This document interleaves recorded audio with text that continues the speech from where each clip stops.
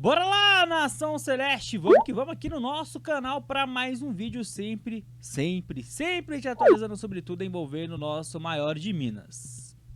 Tá aí, Nação, essa é a capa de mais um vídeo para vocês, o assunto Dudu ainda em pauta e a cada hora que passa temos uma novidade diferente para vocês, né? Todo mundo já deve estar ligado, eu informei isso, né, no meu último vídeo, chegada do André Cury para esta quarta reunião na Toca 2, envolvendo diretoria do Cruzeiro e staff do atleta, no caso aí, né, corroborado pelo André Cury. E aí, Nação, a ideia, né, como todo mundo já sabe, foi amplamente noticiado, é para uma tentativa de um desfecho positivo, né, para ambas as partes. Inclusive agora há pouco, ainda na manhã deste dia 30 de abril, Samuel Venâncio chegou a trazer informação de que, além da primeira reunião, né, acontecer na tarde desta quarta, os representantes, né, de ambos os lados buscam chegar em um denominador comum. Tudo que o Cruzeiro não quer é ter uma despesa que está em contrato, porque o contrato, quando fala de rescisão, fala de pagar. Qual que é o valor da rescisão? Seria tudo o que o jogador tem a receber até o final do contrato, seja para um clube interessado em tirar o Dudu do Cruzeiro ou o Cruzeiro querendo se livrar do atleta. Então o Cruzeiro não vai pagar 60 milhões de reais para o Dudu. O contrato dele, só para lembrar para quem não tá por dentro, vai até, acreditem, dezembro de 2027. Estamos nem no meio de 25 ainda, bizarro isso. Mas enfim, nesse momento, né, o que a gente sabe é que o Dudu está irredutível em relação ao que tem para receber em uma rescisão contratual, que é esse valor que eu te informei. Então, nessa quarta, em BH, conversando Matos, outros representantes da diretoria do Cruzeiro e o André Cury, né, para tentar aí chegar nesse denominador comum, até como o Samuel Venâncio disse, abre aspas, sem nenhuma confusão. O que eu já disse para vocês, o que eu acho é que não tem criança no negócio, não tem inocente no negócio. Já disse pra vocês que eu tô vendo alguns jornalistas, inclusive o próprio Samuel Venâncio, acreditando que a gente tá lidando no mundo fantástico de Bob sobre esse assunto, e é a selva. A gente tá falando da selva, que é o mundo do futebol. Vocês acham mesmo que o Dudu vai abrir mão de uma forma tão gratuita assim do que ele tem a receber? Eu não acho. Eu não acho que não tem a possibilidade de uma resolução que não seja de uma maneira muito desgastada entre as partes que não querem se desgastar. Pessoas físicas do Dudu e do Alexandre Matos. Sinto muito, Matos, mas você vai ter que se desgastar demais pelo padrinho, com o padrinho de casamento, né, no qual você foi lá do casamento do Dudu. Então assim, rapaziada, não tem segredo. Não tem segredo, vai ter que ter soco na mesa e aí tentar se achar um denominador comum. Agora, soluções começam a aparecer. E uma delas é o que está na sua telinha agora. Matéria de agora do Globoesporte.com. Atlético e Grêmio estão de olho no Dudu.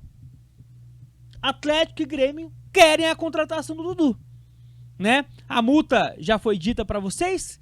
Os modos operantes a gente vai ficar aguardando nessas próximas horas, mas fato é que, tanto no Grêmio quanto no Atlético, o Dudu possui álibis, né? No caso do Grêmio, o Luiz Felipe Scolari, que acabou de fechar, né, com o Grêmio, né, para ser uma espécie de coordenador geral lá no Grêmio, e lá também tem o Mano Menezes, com uma relação um pouquinho mais distante do Dudu, mas trabalharam junto no Palmeiras. E no Atlético tem um Cuca.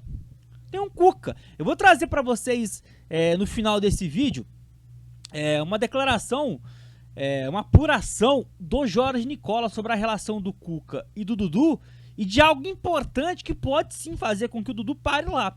Agora, o Cruzeiro tem que ficar muito esperto nesse negócio aí. Não pode o Cruzeiro chegar num acordo, sei lá, vou pagar para você, tô supondo, tá? 20 milhões, a gente rescinde o contrato aqui, me livro de 2/3 desse salário aí, né, desse valor, e achar que é um bom negócio, e no dia seguinte o cara tá sendo anunciado lá no Atlético Mineiro. Ah, por quê, Gilmar? Você tem medo, de repente, do que pode acontecer no potencial do Dudu lá nas frangas? Não, nem é esse o caso. É só pra gente não ser taxado de trouxa mesmo. Porque já fomos muito contratando o Dudu, depois do que aconteceu lá no meio do ano passado. Quem me acompanha no canal Cruzeiro Nostalgia sabe o quanto eu não apoiei essa chegada. Vocês sabem disso, quem me acompanha tá ligado, né? Então é só, não quero ser taxado de trouxa, não que o Cruzeiro seja muito, muito inteligente, porque só tem macaco velho nesse negócio aí, inclusive o André Cury, o seu André Cury, né? Que esse a gente conhece, ó, de miliano. E outra coisa pra mim finalizar minha fala e trazer o vídeo do Jorge Nicola. Você cruzeirense que ainda, porque eu falo ainda, ontem eu publico um vídeo aqui, falo sobre o Dudu, deixa eu até tentar trazer aqui qual que era o conteúdo. Foi um vídeo ontem, né, ali no início da noite, falando sobre o afastamento do Dudu, exatamente. Rapaziada, o que tem de gente aí, o que tem de cruzeirense defendendo o Dudu, é assim, cara, é um tapa na minha cara. Você que ainda defende o Dudu, pelo amor de Deus, rapaziada, pare agora. Você que defende jogador ao invés de defender a instituição, você tá de sacanagem comigo. Porque jogador que fica tumultuando o ambiente é o quê? Ele está em prol do clube ou em prol de si mesmo? Para com isso, você tá passando vergonha aí com seus comentários, não só no canal Cruzeiro Nostalgia, mas também em outros canais, em outras redes sociais. Macaco velho barbudo defendendo o Dudu depois de tudo que aconteceu em 2019, depois de tudo que foi revelado. Toma vergonha na tua cara, irmão. Para com isso, defendendo o jogador mimado, que fica pedindo cabeça do treinador, que fica fazendo corpinho mole, biquinho, beicinho, reclamando com o microfone na mão. Toma vergonha na tua cara, irmão, com todo respeito. Alguns de vocês precisam ver isso aqui. Tá feio.